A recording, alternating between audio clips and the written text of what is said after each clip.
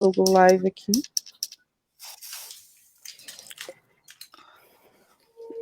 Oi, pessoal, a gente já está ao vivo e aqui uns minutinhos a gente começa a nossa live. Faltam 3 minutinhos. Vamos esperar o tempo certinho para o pessoal ir entrando. Mas já está aqui, já está ao vivo, já está rodando. Meninas, muito obrigada por vocês estarem aqui comigo. A Audrey faz parte da nossa equipe, a Amanda foi nossa convidada, a gente vai apresentar vocês. Vocês querem falando alguma coisa, meninas? Vamos esperar os 3 minutinhos, né? Vamos esperar os 3 minutinhos, mas fico à disposição aqui para a gente falar o que precisar. Inclusive, até ver se tem água, tem café na mão, né? Porque a gente vai bater um bate-papo, tem que ser confortável. Eu acho que tem que ser confortável. Eu tô com uma limonada aqui. Ah, muito bem. Deixa eu só verificar aqui a tomadinha do computador. Muito bom, muito bom. Para verificar, né? Sem açúcar, eu tomo sem açúcar. Limão e água.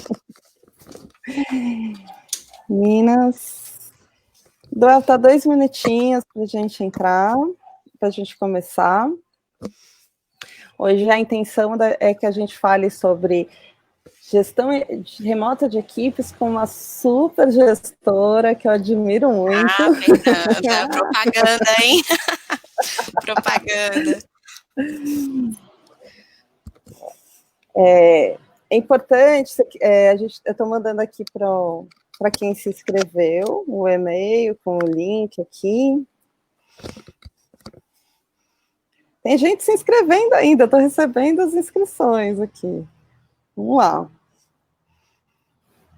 Tudo bem. E quem já está assistindo, compartilha o link, né? Não é assim que fala? Exatamente. Segue a página, compartilha o link. Isso, dá um curtir. Isso! É importantíssimo, pessoal. Compartilha, dá link, dá um curtir aqui e avisa os amigos que a gente vai começar em 1 minutinho. Isso, pega café. Pega o café. Isso. Muito bem, muito bem. É uma coisa que o aprendizado traz, né? Na empresa a gente tinha essa flexibilidade mais ou menos, né? Vai na cozinha, pega um café, pega um chá. Hoje eu já venho trabalhar com a caneca na mão, com o café quentinho, a garrafa de água. Tudo já na mão. Tudo na mão, tudo na mão. Só que de chinelo ou meia, né? A gente precisa ser bem transparente nesse sentido também.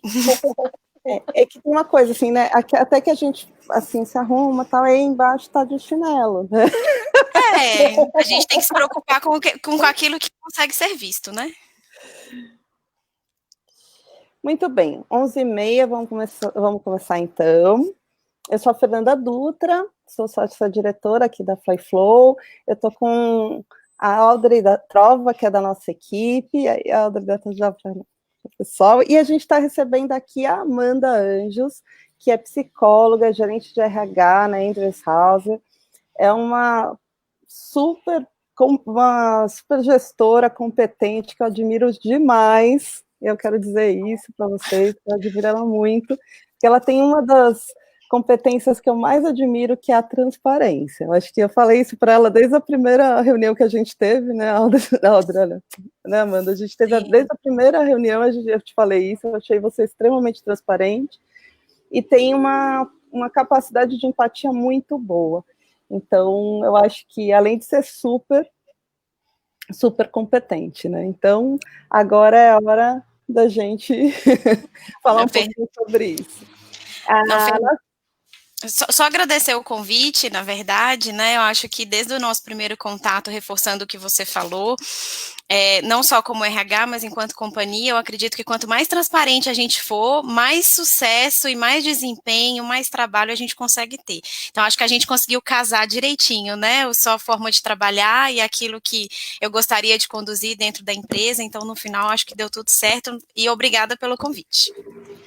Sensacional. E aqui uma curiosidade interessante, porque a Audrey é da nossa equipe, mas também já foi minha cliente, né? Já foi cliente da Flyflow e agora ela está aqui com a gente. E E a Amanda hoje atualmente é nossa cliente e a gente tem um relacionamento muito bacana, e é um pouco sobre isso que a gente vai falar, o porquê que a gente está nesse bate-papo. A gente preza muito pela inovação e é uma inovação mais sistêmica. Eu estava comentando um pouquinho antes da gente entrar, que essa inovação sistêmica, ela preza não só para você encontrar o melhor produto ou serviço, a melhor solução perante o problema, para o seu cliente e para você, mas também pensando numa maneira sistêmica, né?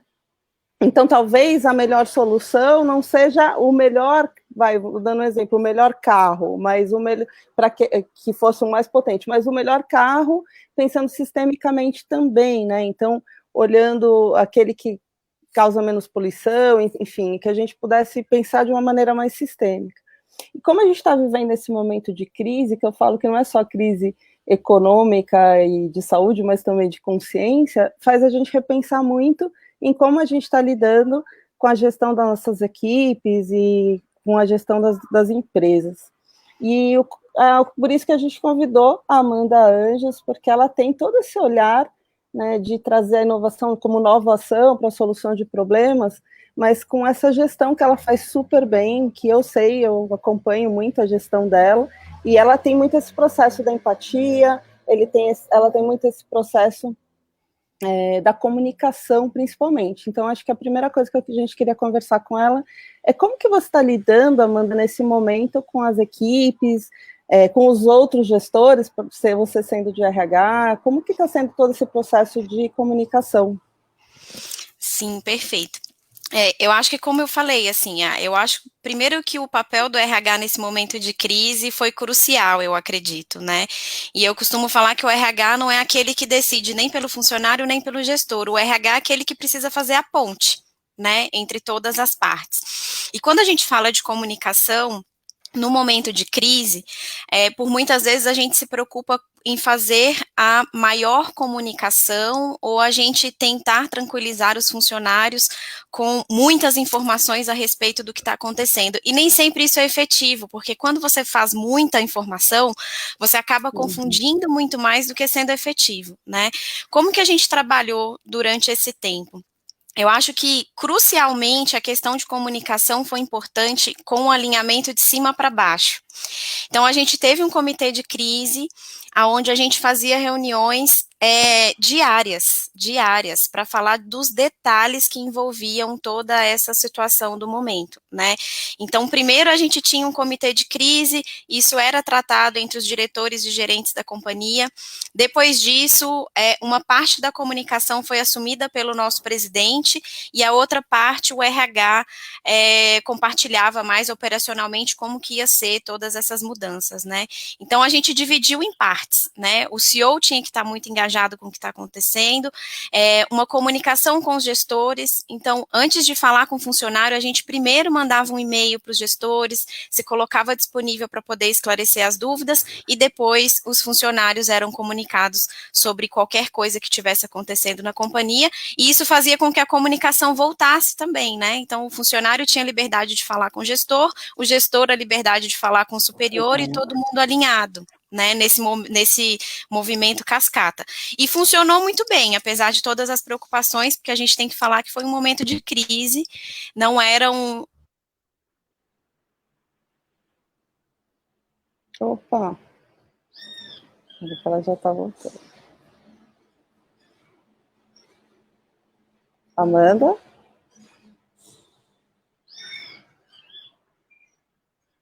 Audrey, você está me ouvindo? Eu estou te ouvindo. Acho que ela caiu aqui, né, na conexão. A gente vai falando aqui. É interessante isso que ela estava falando, porque... Sim. Quer comentar um pouco, Audrey? Eu comento. Eu achei legal que o RH aí teve essa ponte, não ficou só nos bastidores, né? Eles deram aí esse trabalho de ser o mediador entre os gestores e a alta gestão. E eles criaram comitês de crise, eu achei isso bem interessante também, para poder ir discutindo antes de sair comunicando. Eu acho que é super importante as empresas terem essa preocupação antes de comunicar, alinhar com todo o board da companhia, né? A Amanda caiu, e isso é uma coisa interessante, ela está voltando, ela já me avisou, mas a gente vai tocando aqui. E isso é legal até a gente comentar, porque hoje a gente foi da noite por dia essa situação de todo mundo trabalhando em home office, e a internet está sobrecarregada, porque a gente está falando de internet caseira, não internet empresarial, né? Então, é claro que isso acontece mesmo. Então, esse fato de a pessoa cair acontece e tem acontecido muito nas reuniões. Mas eu acho que tem um olhar, não sei se você concorda, Audrey, mas tem uma coisa assim que a gente está mais leve com isso. Né? Antes, se tivesse alguma coisa errada, nossa, ficava. Estava falando, Amanda, que esse momento que a gente está vivendo é um momento que todo mundo teve que fazer home office de noite por dia. Então é normal que isso aconteça. Caiu a internet, aconteceu alguma coisa. E antes eu lembro que tinha um peso, né? Então, se você fazer um home office e caísse uma internet, se tivesse alguma coisa errada, tinha um peso enorme. Agora está mais leve.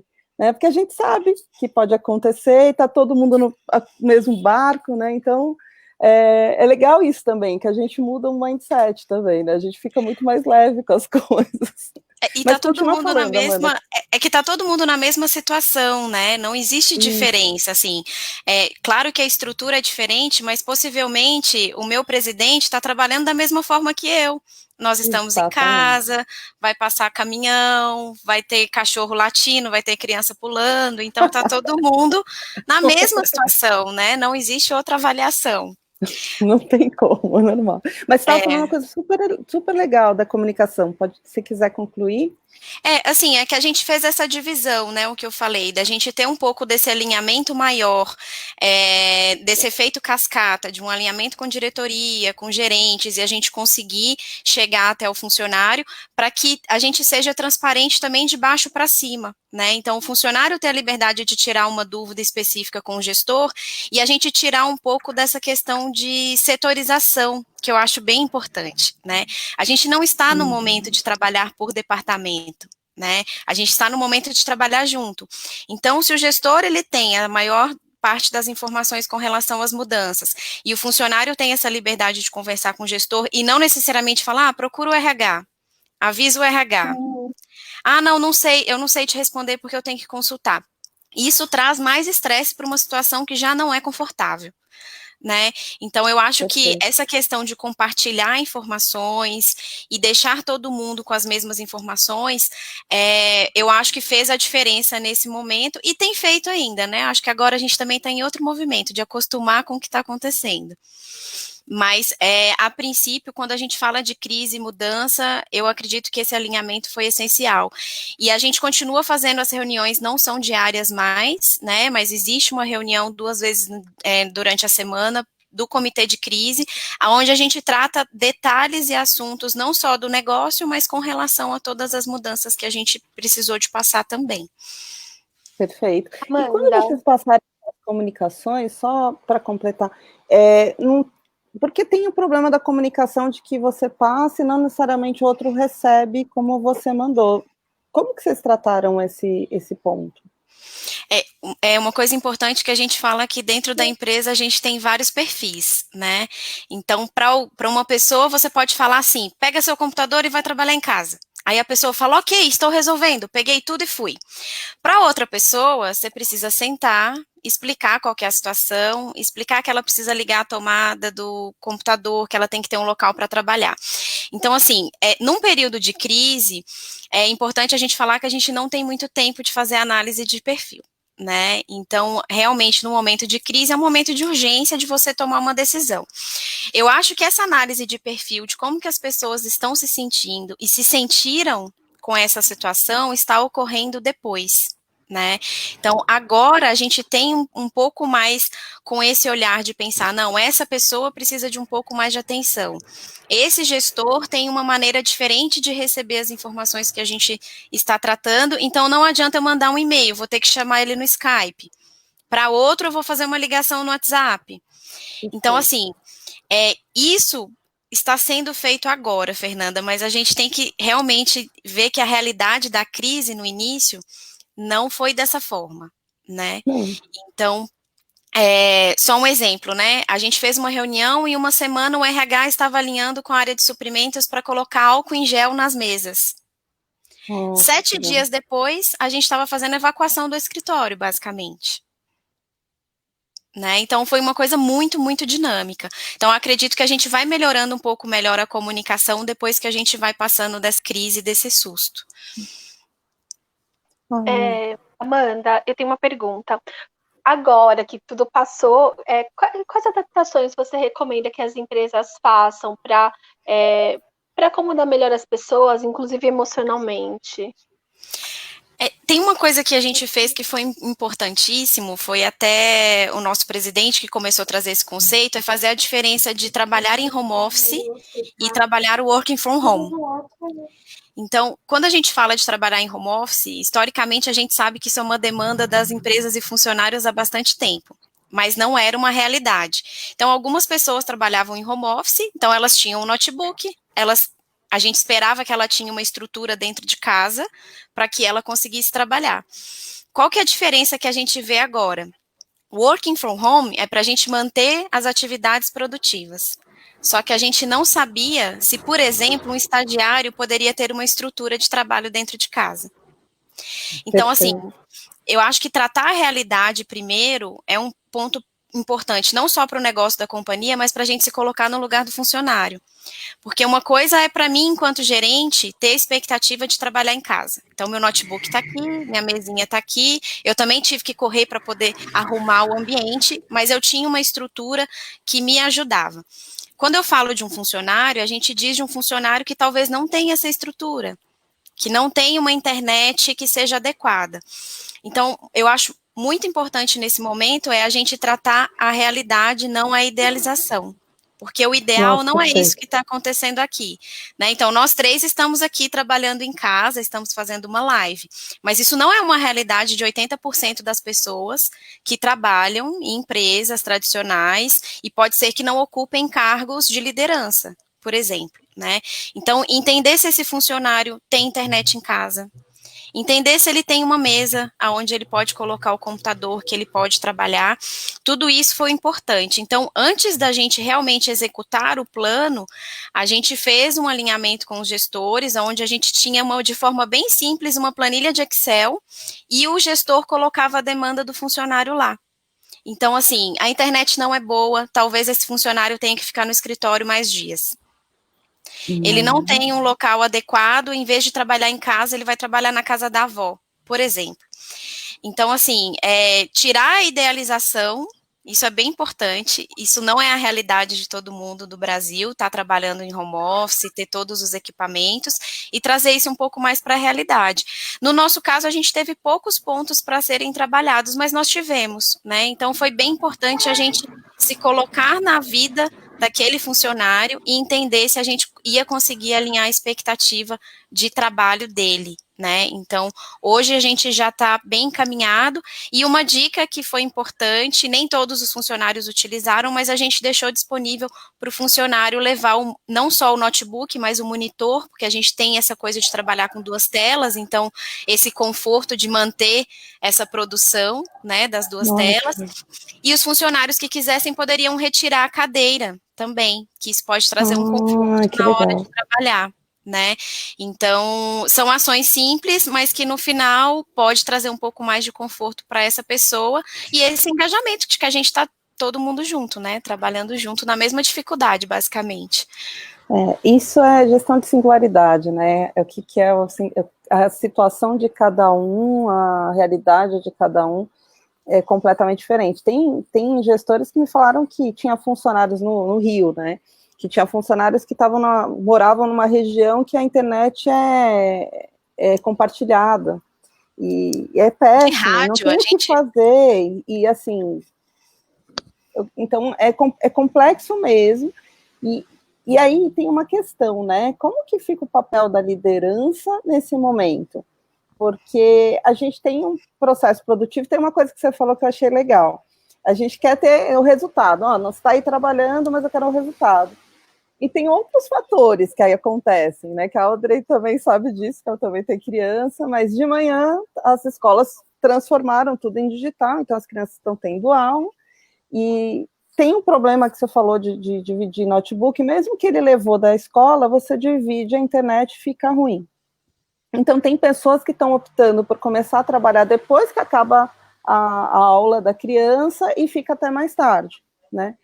Então, eu estou falando um pouco disso para pensar assim, como que fica esse modelo mental do gestor? Que antes a gente tinha aquela cabeça de eu estou comprando as horas do meu funcionário naquele horário certinho, né? Eu ainda sou muito desse tempo, eu vim nessa área de RH, que ainda é aquela coisa do bater ponto e tal, e hoje não é mais isso. A gente está caminhando muito por uma startup. Eu queria ouvir um pouquinho da sua opinião, do seu ponto de vista sobre isso. Eu costumo falar que tradicionalmente, né, eu falo que eu sou muito flexível e eu acredito muito na análise de competências e não no tradicional, tá? Então, assim, essa gestão tradicional de que eu olho o meu funcionário fazendo, acabou, né? Então, se tinha ainda algum gestor que tinha um pouco mais de dificuldade de lidar com a liberdade, chegou o momento, né? Eu gosto de uma frase que a minha mãe falava, ou a gente aprende com amor ou na dor. E na crise foi na dor, né? Então, assim, não é possível mais fazer a liderança tradicional que a gente fazia antes, né, Fernanda? Claro que a gente tem que cumprir algumas coisas ainda, nossas leis trabalhistas, ela não é tão flexível assim, né? Então, assim, no nosso caso, a gente ainda tem essa questão de controle de ponto de algumas pessoas, mas eu acho que a gente abre oportunidade para o diálogo, né, o que é um pouco diferente do que acontece dentro do escritório.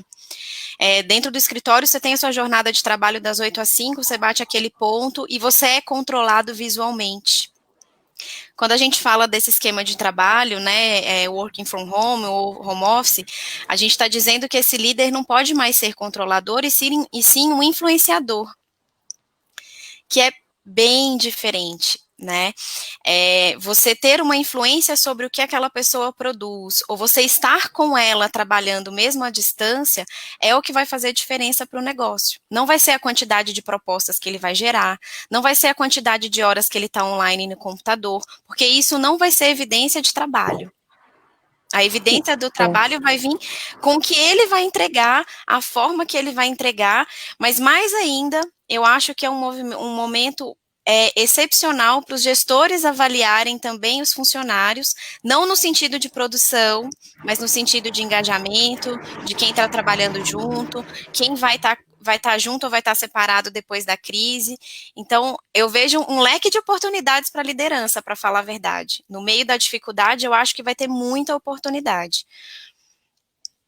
E pensando nisso, né, de ser o influenciador, que dica que você daria para gestores que têm equipes que precisam de mais acompanhamento, que têm menos autonomia?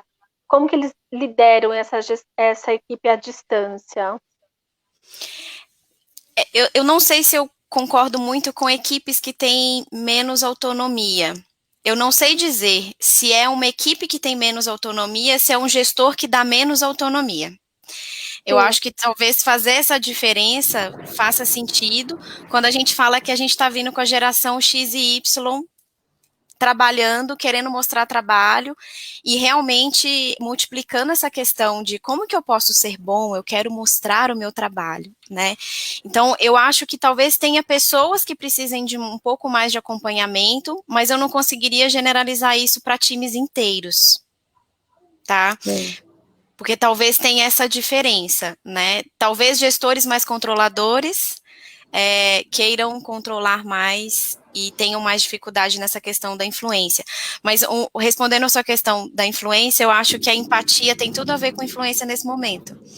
Porque se você não sabe como o seu funcionário está, e não é sobre o que ele entrega, é sobre como ele está, você não vai fazer com que ele produza mais ou melhor.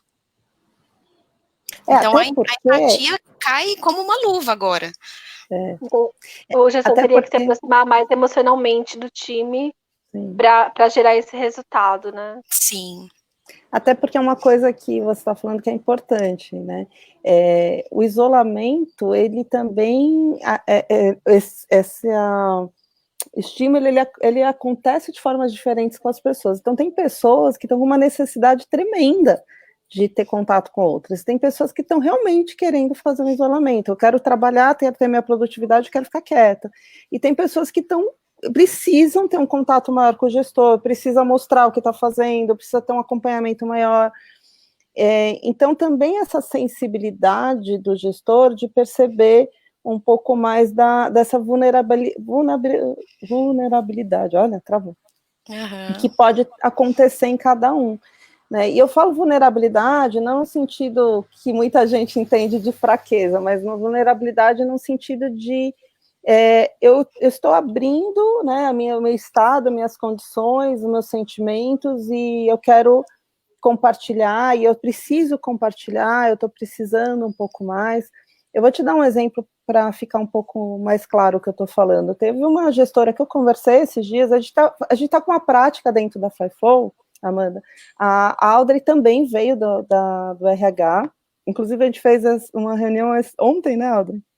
E ela também veio do RH, ela também tem essa sensibilidade grande, e a gente tem que estar com uma prática de fazer reuniões com os clientes, não para ofertar os nossos produtos, mas para ouvir e entender que momento que o cliente está passando, qual o processo, qual a realidade que ele está vivendo, e quando a gente vai ouvindo as perspectivas diferentes, a gente também amplia a nossa perspectiva para que a gente possa achar uma solução melhor para os nossos clientes.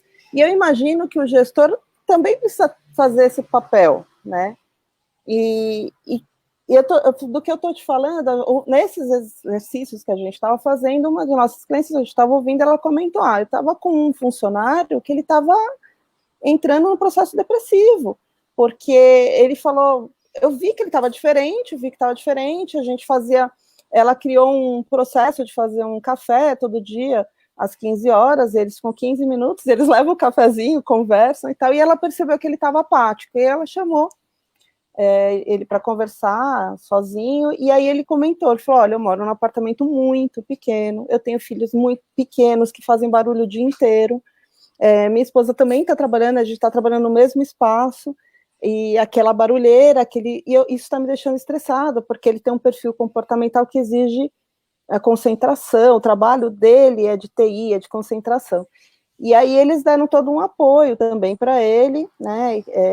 Ele preferiu tirar uns 15 dias de férias para ele poder se organizar, mas é isso nesse sentido que eu estou te falando, né? Talvez o gestor tenha que ouvir um pouco mais dessas vulnerabilidades, entender e criar essa conexão, né? E aí já dá um link para a próxima pergunta que eu queria te fazer.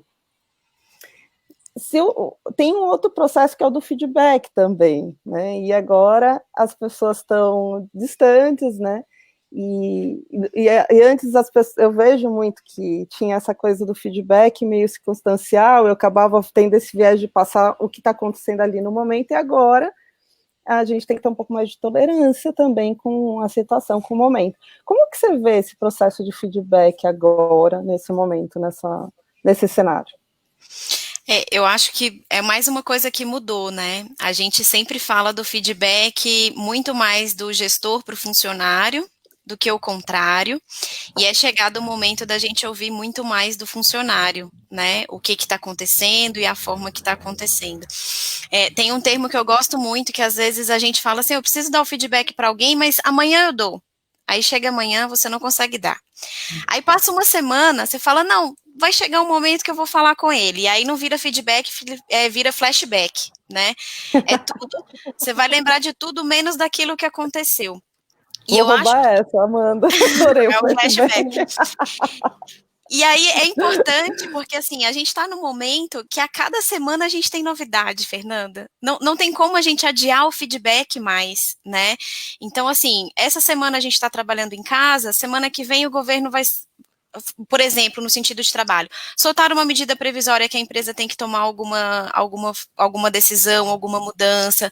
Esse funcionário pode estar bem hoje, semana que vem ele não pode estar bem, porque tem uma série de impactos emocionais com essa questão do isolamento social. Então, assim, feedback não pode ser para depois mais, tem que ser para agora, né? E aí você está preparado para dar esse feedback é também importantíssimo, e eu volto na primeira frase que você me apresentou, transparência. Né? Quando você coloca um feedback transparente e honesto e sincero, você tira um pouco do peso, porque tem um problema também, né? Eu como gestora também, eu também sou gestora, e como RH, tudo se complica quando a gente coloca peso, né? Então, eu preciso realinhar as atividades com uma pessoa. Nossa, mas coitada dessa pessoa, ela está em casa, no isolamento social, como que ela vai lidar com isso? Ok, faça o seu papel até onde te cabe, né? Chama a pessoa para conversar e fala, olha, a gente precisa realinhar suas atividades por esse e esse motivo. Como você está se sentindo? Ouve dessa pessoa, né? Faça o realinhamento com aquilo que ela está te falando, não só com a demanda da empresa, né? Eu acho crucial nesse momento fazer a escuta contrária, né? Não é só um feedback de liderança que a gente precisa nesse momento, é um feedback de baixo para cima aí, quando a gente fala, de ouvir mais o funcionário, de entender as demandas pessoais dele também e de trabalho, porque a gente tem que lembrar que no escritório, muitas vezes, a gente tem muita distração, tá? Então, assim, a gente é muito interrompido, às vezes a gente tem uma série de coisas que tiram um pouco a concentração do trabalho. Então, é uma oportunidade de escutar quais são as ideias de melhoria desses funcionários também, porque possivelmente eles não estão trabalhando igual eles trabalhavam no escritório. Então, é um momento de escuta mesmo, e muito mais do que o gestor dar o feedback para o funcionário, escutar um pouco mais desse funcionário. Eu chamo de escuta empática, né? O momento de você escutar, mas escutar não só ativamente, olha, nossa, que legal. Não, escutar empaticamente, dentro da realidade do outro. Porque às vezes eu escuto e tem um viés da empatia, sabe? Que a gente ouve assim a pessoa e fala, a distância, né, gera esse bloqueio, esse viés, que você fala assim, ai, nossa, que situação difícil. Você desliga o telefone e continua a sua vida e esqueceu, né? Então, para a gente não fortalecer esse bloqueio e esse viés, né, de achar que o teu problema é maior que o outro, a gente precisa ter essa escuta empática. Deixa eu escutar o que a pessoa está vivendo, quais possíveis soluções. Às vezes eu não tenho. A pessoa está me passando um problema, eu não consigo imaginar uma possível solução. E é aquilo que eu falei no começo, né? A solução, talvez, a melhor solução para aquela pessoa não seja a melhor solução para a empresa como um todo. Então, eu preciso fazer a pessoa participar um pouco mais da solução junto comigo, para que ela enxergue que não é que o que ela está me dizendo não é bom, é ótima solução para ela, mas pensando sistemicamente, talvez não seja a melhor. Então, ela precisa participar para ela enxergar o todo e encontrar dentro desse todo uma solução que seja boa para ela e boa para a empresa, boa para o mercado, enfim, né? Então, esse é um trabalho difícil, assim, eu não sei como vocês enxergam isso, eu queria ouvir um pouquinho, tanto a Audrey como a Amanda, a opinião de vocês, porque é difícil você fazer o outro enxergar sistemicamente, que às vezes o que ele quer não é o melhor para todo mundo, né? Não sei como vocês veem isso. Amanda, quer falar um pouquinho? É bem difícil mesmo, né? E eu acho que quando você trabalha em RH, talvez a Audrey também tenha exemplos, você tem acesso a uma série de informações que só você tem, né? E aí, quando você faz uma comunicação para a companhia, você acha que está tudo bem, né? Mas, na verdade, está tudo bem porque você tem muito mais informações do que o restante da companhia. Né? Então, isso realmente acontece. Tem um texto famoso no LinkedIn, já faz alguns anos, eu me esqueci de quem escreveu, eu posso mandar depois, mas fala sobre, se você gosta de pessoas, não trabalhe com RH. É polêmico, mas faz muito sentido, porque o que acontece? Não adianta você gostar de trabalhar com pessoas e trabalhar só pessoas dentro da empresa. A gente tem um negócio que tá atrás dessas pessoas. Então, assim, é uma frase polêmica, mas que faz muito sentido. Então, assim, para trabalhar com pessoas, não só gestores, mas como RH, você precisa entender que você tem que entender do negócio, trabalhar para o negócio e fazer com que as pessoas trabalhem nesse negócio. Nossa, Porque perfeito. senão a conta não vai fechar, Fernanda. Então, assim, se eu trabalho só a demanda da pessoa, eu não consigo ter produtividade no negócio, eu não vou conseguir pagar a pessoa, eu não vou ter salário, né? Então, assim, é uma conta que a gente precisa entender. E nesse momento do que você falou, para mim me chama atenção isso. A gente precisa entender que a gente tem que fazer um trabalho da forma mais empática possível, trabalhar feedback, trabalhar comunicação, mas eu também entendo que atrás desse gestor vai ter outro gestor que vai cobrar dele essa questão de trabalho e produtividade. Então, assim, a gente não pode, infelizmente, não, para quem é RH, né, eu estou falando como RH aqui, eu não posso colocar nem o funcionário na frente do negócio, e nesse momento eu não posso colocar o negócio na frente do funcionário, porque senão ninguém vai trabalhar junto. Perfeito. E isso era uma briga que eu tinha muito no RH. Eu trabalhei muitos anos no RH, e eu tenho uma formação de administração de empresas, né? E eu vinha com o RH com esse olhar de métricas, de negócios, e às vezes isso gerava até um olhar estranho dentro do RH, porque lá atrás, né, tô falando de, eu sei que estou denunciando a idade, mas estou falando aqui de 10 anos atrás e tal, 15 anos atrás, não sei mais, 15. E aí você olha aquilo, né, tinha muito aquela coisa, o RH é para olhar pessoas, mas eu concordo muito com o que você disse, porque se você não tiver esse olhar mais sistêmico, morre, né. Audrey, a gente quer ouvir também a sua opinião. A Audrey também tem essa expertise em RH, também super competente.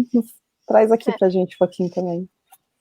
Eu vejo que o RH é muito mais o negócio do que qualquer outra coisa, né? A gente trabalha olhando para o negócio, como que eu vou engajar as pessoas, entregarem, mas pensando no negócio, e não o contrário, como que eu vou fazer para cada pessoa? A gente não tem esse olhar, né, individual. E assim, as pessoas acabam sendo pensando nelas, em todos os momentos, assim, mas eu não tenho, mas porque meu chefe, elas sempre vão se esbarrar em desculpas para não entregar. E aí, esse é o nosso papel, né? Ajudar o gestor a tirar todas essas desculpas, a promover um ambiente saudável para se trabalhar, sadio, mas tirando essas desculpas, a gente não pode individualizar, porque é um negócio, é uma empresa, é um resultado que você vai ter que entregar. E pensar como que eu vou fazer isso, né? Como que eu vou construir, pegar a meta da companhia e transformar isso para cascatear para as pessoas, e que seja justo, e que seja confortável, e que as pessoas estejam capacitadas. Enfim, porque as pessoas acham o RH vai fazer o treinamento, e essa não é a realidade, né? Nós buscamos pessoas que já estão alinhadas com o negócio e vamos desenvolver algumas coisas nelas, e a responsabilidade de desenvolvimento é delas, né? A gente tem que pensar sempre qual é a melhor pessoa para essa atividade, o que ela vai trazer de vantagem para essa empresa. Ela vai trazer alguma vantagem. E não dá para individualizar. De fato, a gente tem que pensar como acelerar essa entrega, como que a gente vai apoiar esse gestor para fazer com que as pessoas elas entreguem mais, elas sejam mais produtivas, como que esse ambiente vai proporcionar felicidade para ela, né? Eu tenho que estar bem nesse ambiente também. Esse ambiente tem que ser saudável. Então, cuidar dessa cultura para que não seja só resultado, mas também que seja bom para as pessoas estarem lá dentro. Então, é verdade. Quem é RH não é só gostar de pessoas. Você tem que gostar de negócio, porque você vai acelerar o negócio através de iniciativas. Total. Tem uma mudança de mindset muito importante, eu acho, que a gente está passando como gestor e como RH, que é a gente entender que faz parte também do nosso trabalho, a gente criar o caminho desse funcionário junto com ele. A responsabilidade de carreira é do funcionário, mas ele precisa ter a liberdade de falar assim, eu gosto dessa empresa, mas eu não gosto do que eu faço.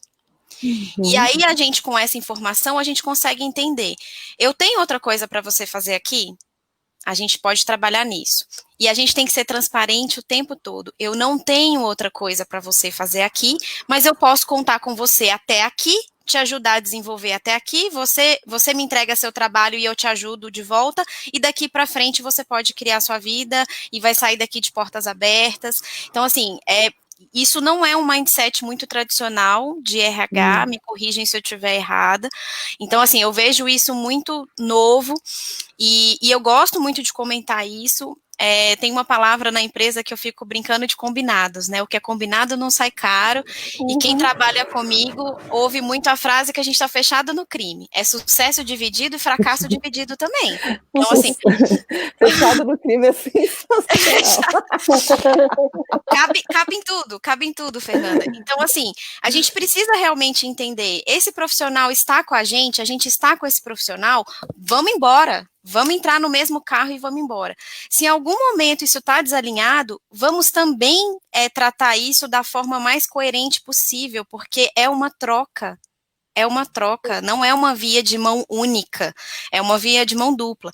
Então, isso é uma coisa que a gente também precisa cultivar nos gestores, que a gente precisa cultivar no funcionário, para que ele tenha liberdade e se sinta seguro de manifestar algo desse tipo, né? Sabe que teve uma vez, Amanda, que o CEO estava me contratando para fazer o coaching de um diretor.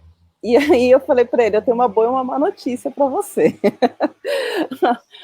Assim, a má notícia é que eu vou estimular que essa pessoa esteja muito com esse mindset que você estava falando agora, dele tá muito, assim, o que ele quer, onde ele quer estar, qual que é o papel dele, o que ele quer fazer, se é aqui mesmo o lugar, se o que ele faz é o melhor para ele. Agora, a boa notícia é essa, né? Mas a má notícia é essa também, porque pode ser que ele chegue à conclusão que aqui não é o lugar para ele ficar. E aí eu lembro até hoje que ele falou assim, mas você quer que eu te contrate mesmo? Eu falei, quero, mas eu quero te mostrar que o modelo mental é outro, né? Então, talvez a gente tenha que estimular mesmo as pessoas para que elas tenham mesmo esse protagonismo de falar assim, olha, é isso que eu gosto, é isso que eu quero, é isso que a empresa tem para me oferecer, porque é bom para a empresa também, porque às vezes você está ali investindo um tempão numa pessoa e que ela não está fazendo algo que é bom para ela e que aquela empresa não vai dar futuro para ela. Então, que bom que ela tem essa consciência, porque a gente pode, principalmente um líder, ele pode negociar e ver, olha, aqui não tem caminho, então eu vou sair, mas eu saio de uma maneira que eu preparo outra pessoa para ficar no meu lugar, as coisas podem ser muito mais negociáveis, né? E uma outra coisa que você estava falando também, dessa coisa do olhar de RH. Hoje, quando a gente aplica treinamentos e a empresa aplica métricas, indicadores que mostram o que aquilo que, teoricamente, um treinamento comportamental, como que a gente vai medir? Dá para medir. Então, por exemplo, teve uma das empresas que a gente aplicou o treinamento e que a gente fez um piloto e mediu pelo NPS. E aquele grupo aumentou de 25 pontos, o NPS, para quem não conhece, as métricas, né, de satisfação do cliente, de 25 pontos, aumentou para 75 pontos depois do treinamento.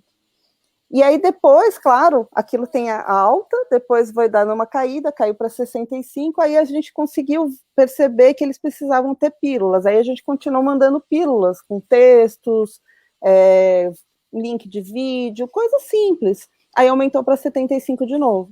Foi tão legal o piloto que eles fizeram na empresa inteira. Aí a gente aplicou, viajou o Brasil inteiro e tal.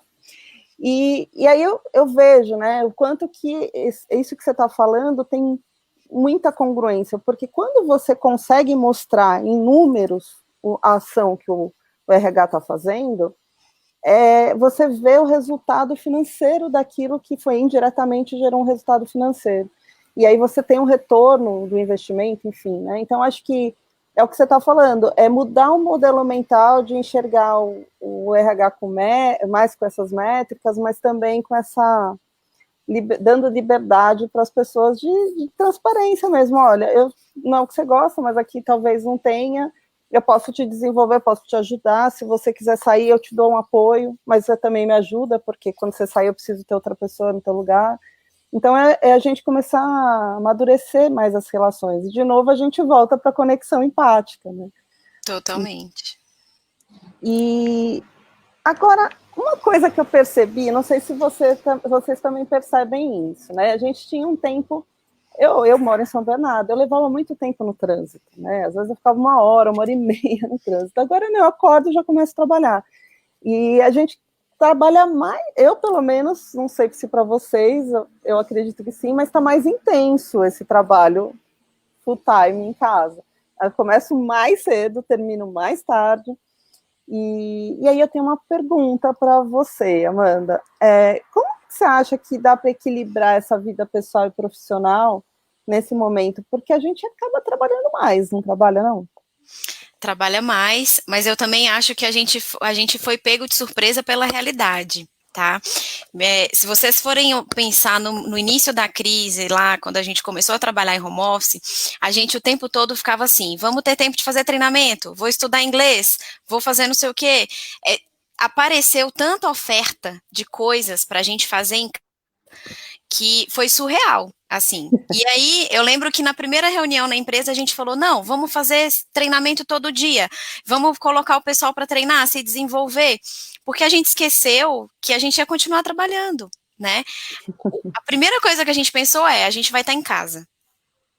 Então se eu vou estar em casa, eu vou ter menos 2 horas de trânsito, então eu vou ter 2 horas a mais para poder fazer outras coisas em casa.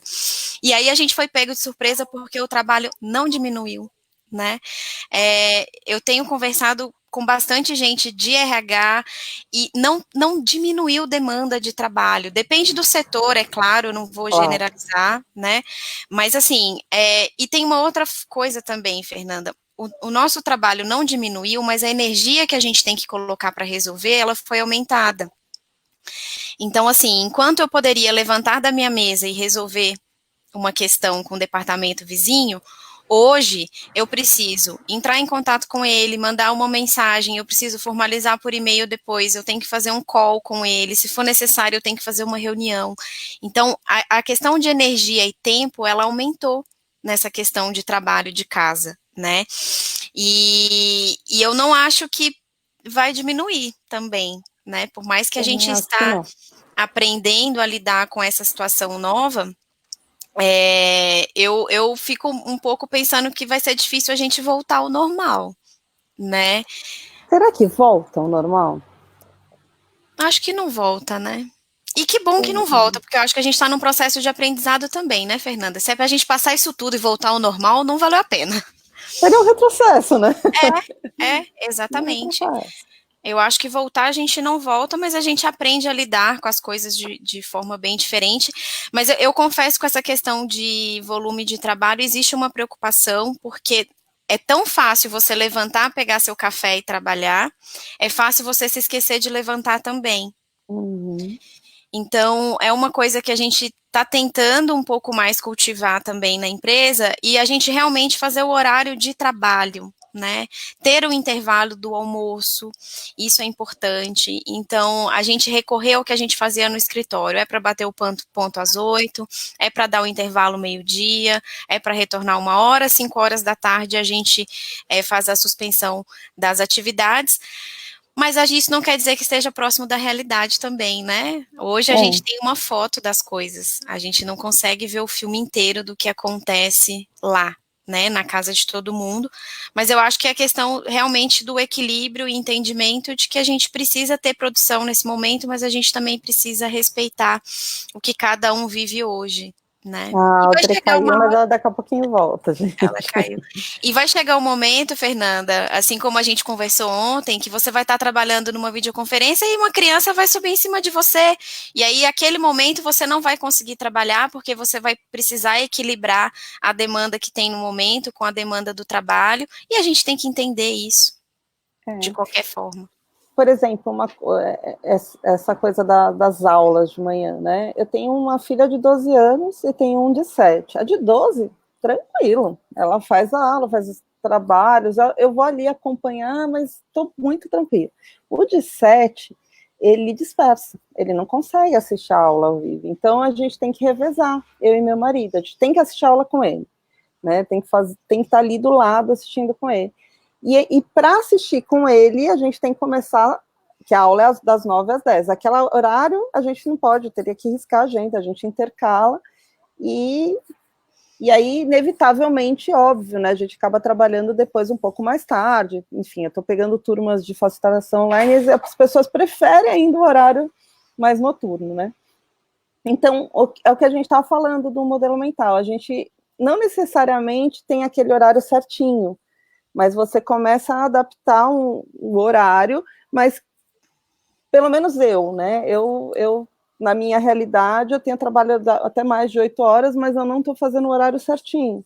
Sim. Então, eu imagino que é o que você falou, as realidades são muito diferentes, e aí essa tolerância do líder precisa ter também, né, porque às vezes o líder liga para o funcionário e ele não atendeu imediatamente, aí vem aquelas inferências, né, tá vendo, não está fazendo nada, aí não está trabalhando, aí tá vendo, não estava disponível, né, e como que a gente lida? Porque, assim, por mais que a gente sabe que eu sei, porque vocês são meus clientes, eu sei que vocês já têm uma mentalidade super avançada nesse sentido, mas sempre tem, né? Sempre tem alguém que foge a curva, né?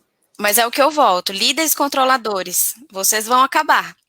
Ou vai ser na dor ou vai ser no amor, porque não tem como isso permanecer, esse tipo de gestão. Há 1 ano atrás, a gente estava escrevendo um regulamento interno falando sobre dress code. Então, até isso mudou, né? Até isso mudou, para você ver, assim, como que mudam as coisas, né? Quantas vezes no último ano a gente ouviu, por exemplo, do uso do celular? Né, quanto mais jovem a pessoa é, mais ela fica no celular, e aí essa preocupação com o trabalho. Como que a gente tem acesso ao que acontece hoje, Fernanda? Tem que ser na base da confiança, e aí tem uma outra coisa também, vou fazer uma indicação de um livro que a gente trabalhou bastante lá na Endres, que chama Os 5 Desafios das Equipes, né, que fala sobre os pilares para a gente ter equipes de alto desempenho, e o primeiro pilar fala sobre vulnerabilidade. As pessoas que compartilham, né, sobre a sua vulnerabilidade, conseguem produzir mais e ter mais engajamento das outras pessoas do que quem fica quietinho ali sem falar nada e sem compartilhar nada. Então, que é maior vulnerabilidade do que você dizer, olha, eu preciso fazer o dever de casa com meu filho hoje, mas depois eu retorno para o trabalho. Perfeito. É muito melhor do que você sumir, do que aconteceu e você não compartilhar. Acho que eu caí, voltei. Não, deu para ouvir, sim. Isso é importante que você está falando. Por exemplo, a Audrey voltou, né? A gente estava falando, quando você caiu, ela congelou. Ela está falando uma coisa super importante, essa questão da vulnerabilidade. Eu vou indicar outro livro, que é da Brené Brown, da Arte de Ser Imperfeito, que ela fala muito. Não sei se você chegou a ouvir, Amanda, aqui. Ouvi. Arte de Ser Imperfeito. Ela fala muito dessa questão da vulnerabilidade. A gente tinha esse paradigma, né? Eu sempre falo isso. Existem alguns paradigmas, né? O homem não chora, né? Eu não posso demonstrar sentimentos, porque se mostrar sentimentos mostra vulnerabilidade, vulnerabilidade é fraqueza. E quando a gente percebe que todas essas frases que ficam na cabeça da gente vão influenciando muito no nosso modelo mental. Então, é muito difícil eu chegar para alguém e falar assim, nossa, né? Ontem até aconteceu uma coisa engraçada, porque eu estava falando com a Amanda à noite, e meus filhos, a gente estava brincando de guerra, era noite, né? A gente estava brincando de guerra de almofada, e eu parei para falar com a Amanda, e eles não perceberam que eu estava falando com ela, e eles continuaram me jogando almofada, então eu estava falando com ela e jogaram uma almofada em mim. E aí, é uma vulnerabilidade, né? E antes a gente tinha um medo, não sei se isso... A gente tinha medo, né, assim, aquele vídeo que vazou um tempo atrás, né, o cara lá, todo fundo bonito, ele falando tudo bonitinho, aí chega a mulher correndo, arrancando as crianças, tal, aquilo viralizou e tal, porque aquilo era fora do padrão, a gente tinha medo, isso ia denigrir a minha imagem, nossa, como que eu como palestrante, escritora, deixei isso acontecer, né? Deixa de ser profissional. E hoje a gente percebe que não, né? Na verdade, é uma vulnerabilidade e que todo mundo está passando por isso, e a gente também se torna um pouco mais tolerante a isso.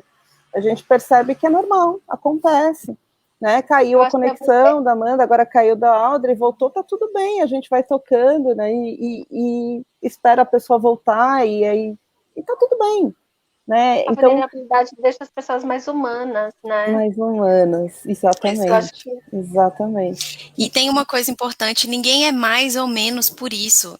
Eu acho que a gente... Eu não sou nem mais especial ou menos especial, porque meu cachorro chegou aqui latino, por exemplo.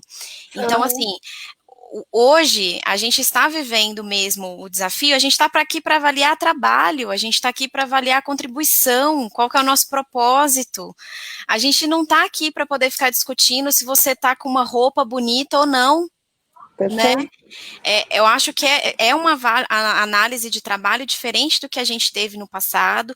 É claro que ainda a gente vai ter uma série de observações, né? Não dá assim, dá, mas nem todos os modelos de empresa vão aceitar uma camiseta e chinelo numa reunião. Isso é muito mais sobre o estilo da empresa e como a empresa é, do que o restante, né? Então, assim, não adianta os gestores quererem fazer avaliação de quem não tem interrupção no meio do trabalho. Outro dia eu estava conversando com um funcionário e ele falou que estava super concentrado, trabalhando, e de repente o computador desligou, igual o meu aqui. E aí ele olhou e falou, meu Deus, o que aconteceu? E agora, 5 minutos depois, ele viu o bebezinho dele de 1 ano, tirando tudo da tomada. Normal. Ainda bem que não tomou choque. Mas esse é o ponto. Na cabeça dele, ele não sabia se ele ligava o computador rápido, porque ele estava no meio de um trabalho importante, ou se ele ia educar o filho dele falando que não coloca o dedo na tomada, meu filho. Então, assim, se a gente não souber lidar com essa realidade, que todo mundo passa, gente. Todo mundo passa. Todo mundo dorme, todo mundo acorda, todo mundo precisa comer. Quem precisa fazer almoço, às vezes 1 hora de almoço não vai ser o suficiente, porque você precisa fazer refeição para sua família. Perfeito, é isso. Então, se a gente não consegue lidar com essa realidade, a gente não está preparado para o futuro do trabalho no final. Eu acho que o que vai mudar é isso. As nossas relações vão ficar mais humanizadas e mais flexíveis. A gente já está chegando no fim, olha como passa rápido. Passou rápido. Muita gente estava pedindo para repetir o nome dos livros, o pessoal está escrevendo aqui. Eu falei da Coragem de Ser Imperfeito, da Brené Brown, você falou dos 5 desafios das equipes, do Patrick, Patrick Lencioni. Isso, Patrick Lencioni. Que ele fala das 5 disfunções das equipes, né? E é uma leitura que, assim, em 1 semana você consegue ler e vai trazer muita contribuição para quem trabalha em RH e que é gestor também, viu? É muito prático. É muito bom. É Patrick Lencioni. A gente escreve aqui depois. E da Brené Brown. A gente está terminando. Se vocês tiverem perguntas, façam, por favor. Tá uma delícia a conversa, eu ficaria aqui o dia inteiro. Passou rápido, Fernanda, eu estava muito rápido, né? Muito rápido. E eu acho que a gente pode fechar dando algumas dicas para o pessoal, né? Então, uma das coisas, acho que você já trouxe bastante dicas, assim, a gente... concordo com o que a Audrey falou agora, a gente está vivendo um momento que a gente está ficando mais humanizado, né? E aí a gente vai revendo valores. Eu acho que a gente está um momento de crise de consciência também, de revisão de valores. Será que o vestimento é tão importante assim, né? A gente começa a pensar, a gente se preocupava tanto, né? Eram políticas e políticas de RH para falar de vestimentas, de uso do celular, e hoje, né? De quem está trabalhando com tatuagem, com piercing, não pode. Gente, acabou tudo. Acabou tudo isso. E isso faz a gente se humanizar e enxergar com respeito à diversidade também, né? Então, a liberdade de expressão, porque a gente se expressa com a roupa que a gente veste. Eu lembro quando eu comecei, há muitos anos atrás, a palestrar, que os palestrantes tinham que ir eu ia de tailleur, sabe? Era coisa muito... O palestrante tem que ir super formal. E hoje, nossa, hoje é muito mais descontraído. Pelo contrário, se você for de tailleur, você tá meio fora, né? Então, mudou. Mudou muito. Eu só queria, na verdade, finalizar aí o que você falou de perguntas e de dicas. Eu imagino que quem está trabalhando com RH está trabalhando e muito, porque eu acho que foi uma situação que trouxe muita demanda nova. E trabalhar no RH é uma dádiva, mas quem trabalha sabe como é difícil, porque a gente está envolvido em tudo e não resolve nada. Né, porque o nosso trabalho é fazer a ponte, é fazer a influência, então, assim, eu imagino como todo mundo está trabalhando bastante, e fazer, na verdade, uma pitadinha aí para quem é de RH. Não abandone as ações internas na companhia. Eu imagino que todo mundo teve budget reduzido, deve estar bem difícil por uma série de decisões, mas não abandonem, porque isso faz diferença para o funcionário, isso faz a gente se reconectar com os valores, com a cultura da companhia. Então, façam o máximo para não conseguirem cortar e nem abandonar, e sejam ponte mesmo, né? É o que eu falo. A gente tem que ser ponte entre as pessoas, ponte nas reuniões, ponte nas decisões, e também é nossa obrigação e função provocar a liderança. A gente não faz gestão de pessoas, RH não faz gestão de pessoas na companhia, a gente precisa ser ponte. Então, assim, provoquem a liderança. Se você não concorda com o que um líder fez, converse com ele, porque esse é nosso papel, né? Se a gente fosse ficar num papel que a gente concorda com tudo, a gente não precisaria estar numa posição estratégica da companhia. Então, dá uma cutucadinha, faz ele refletir mais, e quando conversar com o funcionário, lembre-se, a gente não faz gestão de pessoas. Isso é bem importante, vai fazer diferença para a gente no dia a dia. Amanda, só para você saber, antes da gente fechar, teve muitos comentários aqui, a gente foi fazendo esse bate-papo, a gente nem conseguiu, mas teve muita gente aqui, a Célia Índia falou aqui que concorda com a gente, que está mais intenso mesmo, a Camila Silva também acha que não volta ao normal, né? Perfeito. Tem aqui até clientes seus falando aqui, né? O pessoal está falando ótimo conteúdo, a relação das empresas e colaboradores estão passando por mudanças disruptivas. Muito legal. A Juliana... Tem bastante gente conhecida aqui que eu vi. Obrigada, pessoal, que aceitou o meu convite aí. Eu vi que tem uma cliente sua, acho que é a Juliana. Eu sou compradora da Indres e esse é meu sentimento. A energia aumentou para a solução dos problemas do dia a dia. Olha que legal, feedback bom, hein? O feedback é ótimo. Tem uma frase que eu falo com ela, que eu vou falar aqui de novo. Quando alguém duvidar do seu trabalho, não entre na onda de desmotivação. Você tem que provar com mais trabalho. Então, alguém duvidou de você, é com mais trabalho que você prova. E eu acho que a gente está nesse momento. O Carlos Nogueira também colocou aqui, quem tem modelo mental mais difícil de ser adaptado à nova realidade. Ele fez uma pergunta, na verdade, olha, ele pôs aqui. Quem tem modelo mental mais difícil de ser adaptado à nova realidade? O grupo de gestores médios, o grupo de gestores médio, né, da nível médio, ou RH? Existem gestores fazendo lives? A gente pode fechar com essa pergunta aqui. Boa pergunta. Na verdade, gestores fazendo lives eu não consigo responder. O que a gente tem incentivado na companhia é os gestores fazerem cafés virtuais com o time para poder bater papo e tal. E fez que eu acho bem importante. Os gestores que estão tendo muita dificuldade também em trabalhar em conjunto, porque nesse momento não é momento de tomar decisão sozinho. Isso é importante.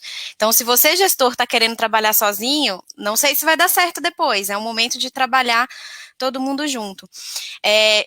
Gestores, às vezes, têm uma briga um pouco de insegurança e ego. Talvez não seja um modelo tão particular, mas é comum você conversar sobre como, às vezes, o gestor tem um pouquinho do ego elevado, às vezes é uma insegurança e etc., né? Para mim, eu tenho muito claro que um gestor, depois que ele ocupa a posição dele, ele não tem que estar inseguro, porque ele já está naquela posição, existe um motivo para ele estar lá, e ele precisa executar o trabalho bem enquanto ele estiver lá. Né? Gestores que têm algum tipo de insegurança podem sofrer um pouco mais com essa questão de nova gestão, controle e etc. Mas se você pega um gestor que não é questão nem de experiência, mas eu acho que é de amadurecimento mesmo, né, de tudo que está acontecendo, ele vai lidar bem com qualquer mudança que aparecer, porque ele sabe que ele precisa de todo mundo para executar o trabalho bem e não só ele, né? Perfeito. Amanda, a gente está encerrando, eu vou só te passar, eu acho que tem 3 perguntas muito boas que o pessoal fez aqui. Eu vou te passar, tem uma aqui do Ricardo Toledo, ele falou que ia perguntar aqui para você, deixa eu falar. Sabemos que lidamos com diversos tipos de gestores e muitos ainda não estão preparados para lidar com equipes, e com esse distanciamento fica ainda mais complicado. Como que as empresas estão avaliando essa situação com esses gestores? Eu vou dar o exemplo do que a gente está fazendo na companhia, né? E aí eu entendo que talvez não seja o cenário ideal para todas, mas eu vou dar o meu exemplo, tá? O que a gente fez para o ano de 2020, que foi até antes da crise? Todos os gestores novos ou que estão ocupando posições novas, quando ele tem algum momento de feedback com o funcionário, o RH participa como mediador. Tá? E aí, quando eu falo como mediador, isso é bem importante, porque a gente não pode nem estar do lado do funcionário, nem do lado do gestor. Então, o que a gente tem feito?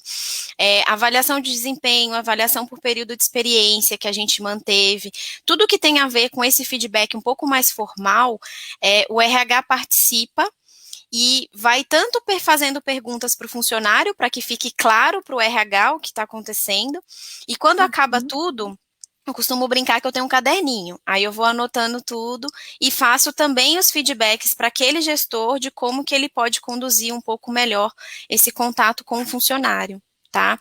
É um trabalho de formiguinha, mas isso faz com que a gente recapitule algumas coisas de como a gente precisa lidar com os nossos funcionários, como que é a cultura de feedback dentro da companhia, lembrando que flashback nunca, né, Fernanda? Feedback, a gente tem que ser assertivo e fazer Adorei o flashback. E trazer um pouco mais de leveza também, tá?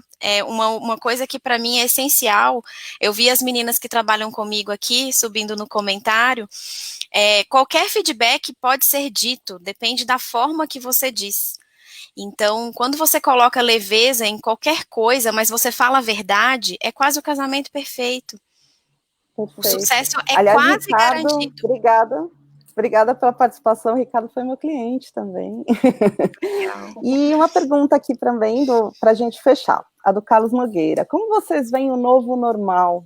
Vocês acreditam que o funcionário poderá eleger o dia que ele queira fazer home office ou deverá ser em dias fixos? Qual flexibilidade que vocês imaginam que irão permitir? Eu achei essa pergunta muito boa.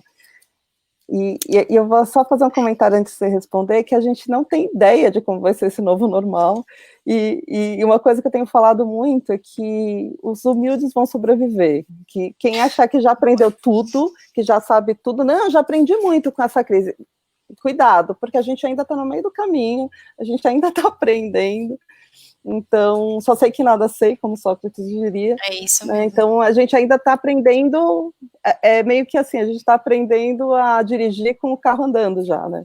Então, mas eu quero ouvir vocês, eu acho que a gente pode fechar com essa pergunta, porque a gente já estourou o nosso tempo. Falamos muito, Fernanda.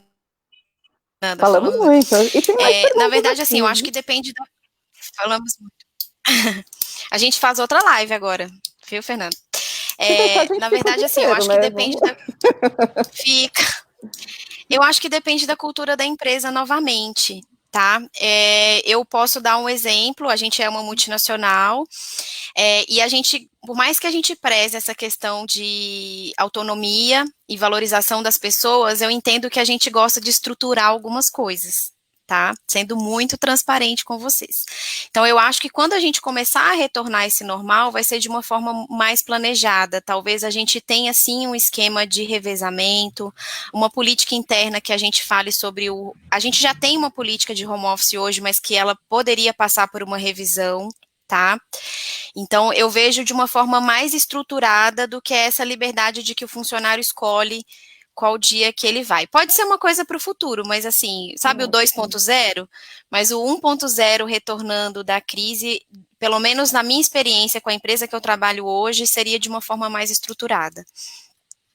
Muito bom, perfeito. Amanda, Audrey, eu quero agradecer para a gente fechar, esse papo foi uma delícia, a gente está aqui com a Amanda Anjos, gerente de RH, psicóloga, uma pessoa super bacana, super competente, querida, a Audrey Trova também foi minha cliente, hoje já faz parte da nossa equipe, outra pessoa extremamente competente, super querida também, Foi um papo super gostoso, o pessoal comentou bastante coisa, se vocês quiserem ver depois, tem muitos comentários legais, tem pessoas falando que gostaram muito, tem pessoas que, tem uma pessoa que falou que te admira muito, Amanda. As pessoas a gente vai fazer mais lives, né? A gente já estourou aqui 9 minutos. Do tempo, né? O pessoal está almoçando já, escutando.